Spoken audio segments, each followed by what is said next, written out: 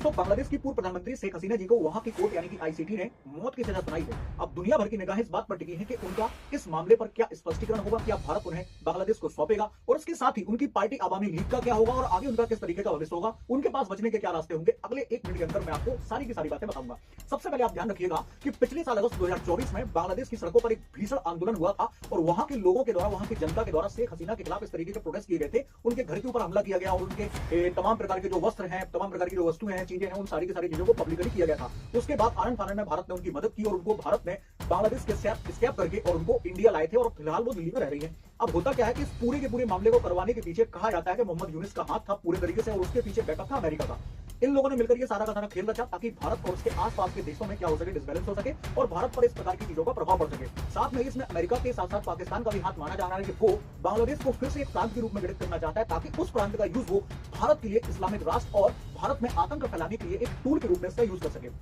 अब उस समय पर जब मोहम्मद यूनिस के द्वारा ये पूरा खेल बांग्लादेश में पिछले साल चल रहा था तो शेख हसीना जी ने क्या किया था, प्रदर्शनकारियों को कंट्रोल करने के लिए तरह तरह के कदम उठाए थे। तो वहां पर लगभग 1400 के करीब लोगों की मौत हुई थी। तो मोहम्मद यूनिस की जो सरकार यहाँ पर बनी है बांग्लादेश में, उस सरकार ने ये कहा है, एक ट्रिब्यूनल जो है पहले से, जिसे 2010 में शेख हसीना जी के द्वारा ही बनाया गया था, उसी ट्रिब्यूनल यानी कि जो क्रिमिनल ट्रिब्यूनल था, उसी ट्रिब्यूनल में जिसमें बहुत सारे जो जजेस हैं वो मोहम्मद यूनिस के सपोर्ट करने वाले लोग हैं, उन्होंने आनन फानन में ये फैसला लिया कि इस महिला को हमें पूरे तरीके से खत्म करना है। अगर तो इसे मौत की सजा सुनाओ और उसकी पूरी पार्टी को खत्म कर दो, क्योंकि अगले साल फरवरी 2026 में बांग्लादेश में चुनाव होने की घोषणा हुई है और चुनावों के पहले वो चाहते हैं कि इस तरीके की इस महिला को, इसकी पार्टी को पूरे तरीके से निस्तो नाबूद कर दिया जाए। दोस्तों, ये एक तरीके का मजाक है। जो काम आज के समय पर मोहम्मद यूनिस बांग्लादेश में कर रहे हैं, उसी प्रकार के काम को करने के लिए शेख हसीना जी को इस प्रकार की सजा दी गई है। अब भारत का इसमें क्या स्टैंड होगा? तो भारत ने सीधा सा कहा है कि हम इस मामले को अभी देख रहे हैं, लेकिन जहां तक सूत्रों की जानकारी है तो सूत्रों ने साफ साफ कहा है कि भारत ने इसके पहले चाइना के खिलाफ जाकर भी दलाई लामा को अपने देश में शरण दी थी। तो वो भारत के लिए एक शरणार्थी है और भारत उनकी सुरक्षा की पूरी जिम्मेदारी लेगा और भारत कभी भी उनको बांग्लादेश को नहीं सौंपेगा।